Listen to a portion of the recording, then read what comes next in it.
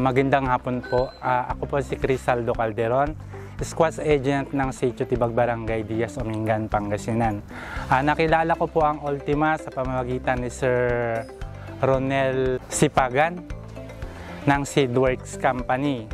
Maganda po yung Ultima kasi malakas po siyang mamunga kumpara sa ibang variety. Matibay din po siya sa kulot. Marami pong nagsasabi sa mga binibigyan ko ng buto na okay siya, mas maganda ang ani kumpara sa ibang variety. First time pa lang po namin magtanim ng Ultima pero maganda po ang nagiging feedback niya sa amin.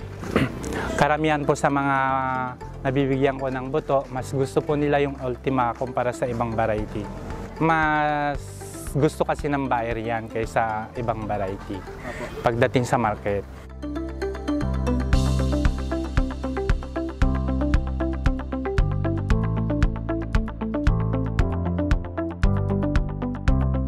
Mas mabigat. Yung Ultima? Pag ganitong kalaki at kumpara pag ganitong kalaki, mas mabigat.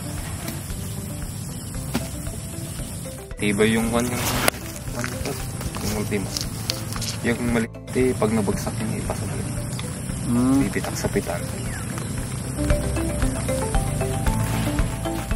Kaya sa ating mga co-farmers dyan, subukan nyo yung Ultima, maganda po siya.